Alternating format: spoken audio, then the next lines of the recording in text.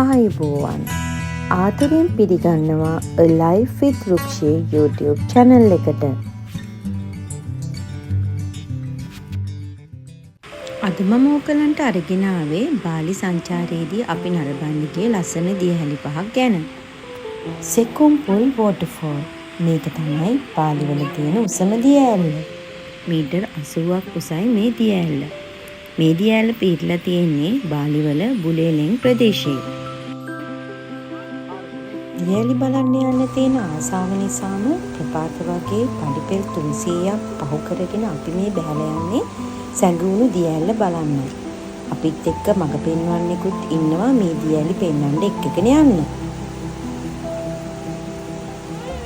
සැඟවුණු දියඇල්ල, සෙකුම්පුල් දියඇල්ල, Fiji දියඇල්ල මේ දියඇලි තුනම පිහිටලා තියෙන එකම ප්‍රදේශයේ.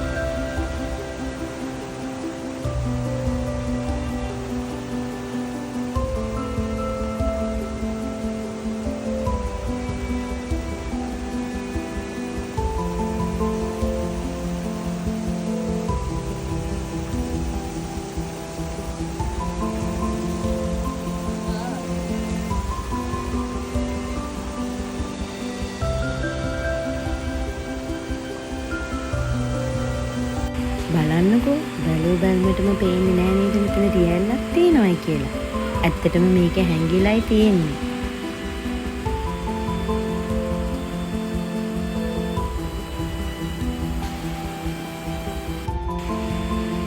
මේ තියෙන සැඟවුණු දියඇල්ල මේකේ ඇත්ත නමත් මේකම තමයි.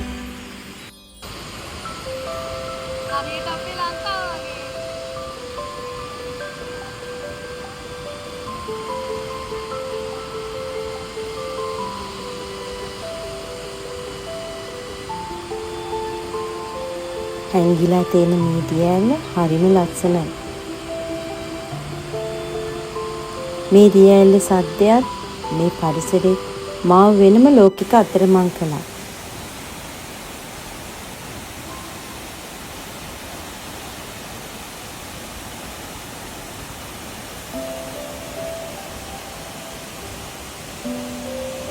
මගේ පොඩ්ඩ හරි ආසයි වතුරට. ඒක නිසා ගමන් වෙහෙසත් යන්න කියලා අපි මේ දියඇල්ලේ නොගපුරු තැනකට ගිහිල්ලා නෑවා.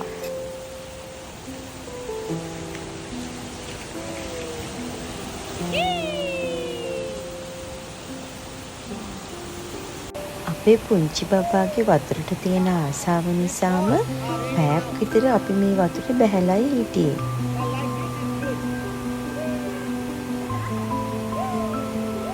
මේ වතුරේ තියෙන සීතල හින්දා පරිසරයේ තියෙන සුන්දරත්වය නිසාමත් අපිට මේ තැනින් යන්න නම් හිතුන්නේ නැහැ.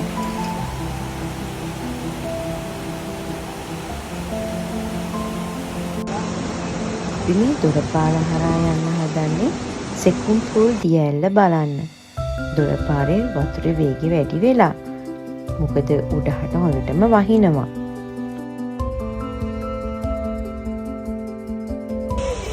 මේ තමයි සෙකුම්පුල් බාලි වල උසම දියඇල්ල. හරිම ලස්සනයි නේද? ඔයාලා මේ දකින්නේ ෆීජි දියඇල්ල. දියඇලි තුනක් එක ළඟ ගලනවා. වැස්සත් එක්කම තමයි මම මේ වීඩියෝ එක ගත්තේ.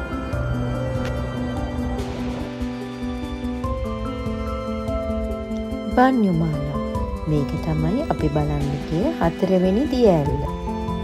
මේ දියඇල්ලක් තියෙන්නේ බුලේලෙන් පැත්තෙම තමයි. ෆීජි දියඇල්ල, සෙකුම්පුල් දියඇල්ල, සැඟවුණු දියඇල්ල, බන්යුමාලා දියඇල්ල. මේ දියඇලි 4ම අපි එකම දවසේ තමයි බලන්න ගියේ.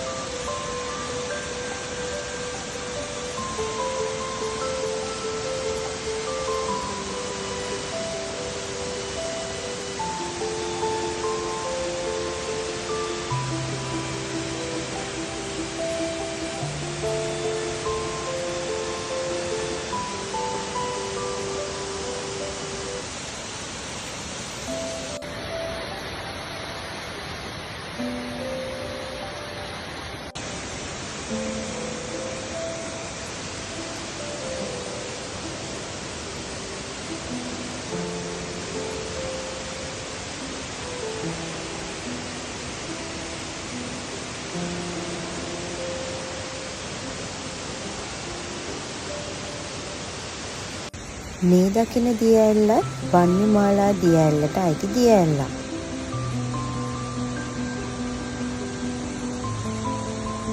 අපි මේ යන්නේ ටුකාට් සෙපුම් වෝටර්ෆෝල් එක බලන්න. මේක පිහිටලා තියෙන්නේ බාලි වල කපුපතෙන් බංග්ලි ප්‍රදේශයේ. පේනව නේද? අපේ පොඩ්ඩට ඕනේ තනියම පඩිපෙල් බහින්න. පටිපෙල් පාරක් නිසා එයාට එහෙම තනියම යන්න දෙන්න බෑ. අපි යන අතරමැද්දෙම තවත් කට්ටිය දිය ඇල්ල බලලා උඩට එනවා. මේ තියෙන්නේ ගුහාව ඇතුළට ගලන ලස්සන දිය ඇල්ල. මේක බලන්න ගොඩාක් සංචාරකයෝ අපි ගිය දවසේ ඇවිල්ලා හිටියා. හරි අමාරුවෙන් තමයි අපිත් මේ වීඩියෝස් ටික අරගත්තේ.